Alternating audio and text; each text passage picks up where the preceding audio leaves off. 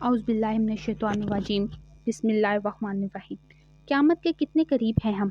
رسول اللہ صلی اللہ علیہ وآلہ وسلم کی بتائی ہوئی نشانیاں جو ظاہر ہو چکی ہیں۔ اللہ کے رسول صلی اللہ علیہ وآلہ وسلم نے قیامت کے نشانات بتلاتے ہوئے فرمایا کہ اونٹوں اور بکریوں کے چرواہے جو برہنہ بدن اور ننگے پاؤں ہوں گے، وہ ایک دوسرے سے مقابلے کرتے ہوئے لمبی لمبی عمارتیں بنوائیں گے اور فخر کریں گے۔ ریاض شہر میں عمارتوں کا یہ مقابلہ آج اپنے عروج پر پہنچ گیا ہے۔ دبئی میں برج خلیفہ کی عمارت دنیا کی سب سے اونچی عمارت بن گئی ہے، تو ساتھ ہی شہزادہ ولید بن طلال نے جدہ میں بھی اس سے بڑی عمارت بنانے کا اعلان کر دیا ہے، جو دھڑا دھڑ بنتی چلی جا رہی ہے۔ عرب کی عمارتیں سارے جہاں سے اونچی ہو چکی ہیں۔ اللہ کے رسول صلی اللہ علیہ وآلہ وسلم کی ایک اور حدیث یہ ہے کہ قیامت سے پہلے سرزمین عرب دوبارہ سرسبز ہوگی۔ سعودی عرب اور امارات میں بارشیں شروع ہو چکی ہیں، مکہ اور جدہ میں سیلاب آ چکے ہیں۔ عرب سرزمین جیسے پہلے ہی ٹیکنالوجی کو کام میں لا کر سرسبز بنانے کی کوشش کی گئی ہے، وہ قدرتی موسم کی وجہ سے بھی سرسبز بننے جا رہی ہے۔ سعودی عرب گندم میں پہلے ہی خود کفیل ہو چکا ہے، اب وہاں خشک پہاڑوں پر بارشوں کی وجہ سے سبزہ اگنا شروع ہو گیا ہے۔ اگر احادیث پر غور کریں تو مشرق وسطیٰ کے زوال کا آغاز ملک شام سے شروع ہوا، لیکن شاید عرب حکمران یا تو یہود و نصارہ کی چال نہ سمجھ سکے یا بے رخی اختیار کی، لیکن وجہ جو بھی ہو یا نہ ہو، سرکار صلی اللہ علیہ وآلہ وسلم کی بتائی ہوئی علامات کو تو ظاہر ہونا ہی تھا۔ حدیث کے مطابق چنانچہ حدیث سے پاک میں ارشاد ہے، رسول اللہ صلی اللہ علیہ وآلہ وسلم نے فرمایا، جب اہل شام تباہی اور بربادی کا شکار ہو جائیں تو پھر تم میں کوئی خیر باقی نہ رہے گی۔ اب جب کہ 5 سالہ خون ریزی میں 8 لاکھ بے گناہ بچے، بوڑھے، عورتیں اور شہید اور لاتعداد دوسرے ملک کی سرحدوں پر زندگی کی بھیک مانگتے ہوئے شہید ہو رہے ہیں، اور اتنے ہی تعداد میں زخمی یا معذور ہو چکے ہیں، لہٰذا شام مکمل تباہی کے بعد اب نزا کی حالت میں ہے۔ اس حدیث کے حساب سے عرب ممالک کے سنہرے دور کے خاتمے کی اہم وجہ ملک شام کی موجودہ حالات ہیں۔ گویا نبی صلی اللہ علیہ وآلہ وسلم کی ایک اور پیشگوئی کی علامت ظاہر ہو رہی ہے یا ہو چکی ہے۔ یاد رکھیں، ملک شام کے متعلق اسرائیل، روس، امریکہ جو بھی جھوٹے بہانے بنائے، لیکن سب کا اصل ہدف جزیرۃ العرب ہے، کیونکہ کفار کا عقیدہ ہے کہ دجال مسیحا ہے۔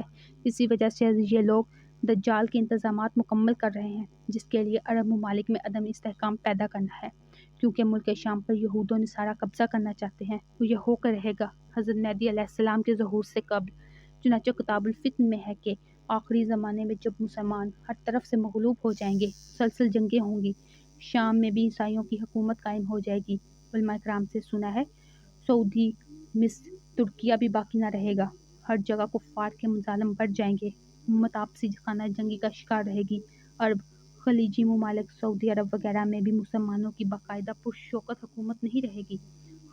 الخبر سعودی عرب کا چھوٹا شہر مدینہ منورہ سے 70 کلومیٹر کے فاصلے پر ہے، کے قریب تک یہود و نصارہ پہنچ جائیں گے اور اس جگہ تک ان کی حکومت قائم ہو جائے گی۔ بچے کچھ مسلمان مدینہ المنورہ پہنچ جائیں گے۔ اس وقت حضرت امام مہدی علیہ السلام مدینہ منورہ میں ہوں گے۔ دوسری طرف دریائے تبریہ بھی تیزی سے خشک ہو رہا ہے، جو کہ مہدی علیہ السلام کے ظہور سے قبل خشک ہوگا۔ اس لیے جب مشرق وسطیٰ کے حالات کو، خصوصاً مسلمانوں اور ساری دنیا کے حالات کو دیکھتے ہیں تو صاف نظر آتا ہے کہ دنیا ہولناکیوں کی جانب بڑھ رہی ہے۔ فرانس میں حملوں کے بعد فرانس اور پوپ بھی عالمی جنگوں کی بات کر چکے ہیں۔ سوال پیدا یہ ہوتا ہے کہ اس عالمی جنگ کا مرکز کون سا خطہ ہوگا؟ واضح نظر آ رہا ہے مشرق وسطیٰ ہی متوقع ہے۔ یہاں بھی ہند و پاک کی رنجشیں، کشمکش کے بڑھتے حالات سے بھی لگتا ہے کہ غزوہ ہند کی طرف رخ کر رہے ہیں، کیونکہ حضرت ابو ہریرہ رضی اللہ تعالیٰ عنہ سے روایت ہے کہ رسول اللہ صلی اللہ علیہ وآلہ وسلم نے ارشاد فرمایا، میری قوم کا ایک لشکر وقت آخر کے نزدیک ہند پر چڑھائی کرے گا اور اللہ اس لشکر کو فتح نصیب کرے گا، یہاں تک کہ وہ ہند کے حکمرانوں کو بیڑیوں میں جکڑ کر لائیں گے۔ اللہ اس لشکر کے تمام گناہ معاف کر دے گا، پھر وہ لشکر واپس رخ کرے گا اور شام میں موجود عیسیٰ ابن مریم علیہ السلام کے ساتھ جا کر مل جائے گا۔ حضرت ابو ہریرہ رضی اللہ تعالیٰ عنہ نے فرمایا، اگر میں اس وقت تک زندہ رہا تو میں اپنا سب کچھ بیچ کر بھی اس لشکر کا حصہ بنوں گا، اور پھر جب اللہ ہمیں فتح نصیب کرے گا تو میں ابو ہریرہ جہنم کی آگ سے آزاد کہلاؤں گا۔ پھر جب میں شام پہنچوں گا تو عیسیٰ ابن مریم علیہ السلام کو تلاش کر کے انہیں بتاؤں گا کہ میں محمد صلی اللہ علیہ وآلہ وسلم کا ساتھی رہا ہوں۔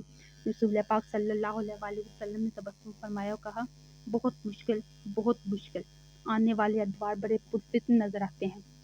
اور اس کے متعلق بھی سرکار دو عالم صلی اللہ علیہ وسلم نے فرمایا تھا کہ میری امت پر ایک دور ایسا آئے گا جس میں فتنے ایسے تیزی سے آئیں گے جیسے تسبیح ٹوٹ جانے سے تسبیح کے دانے تیز سے زمین کی طرف آتے ہیں، لہٰذا اپنی نسلوں کی ابھی سے تربیت اور ایمان کی فکر فرمائیں۔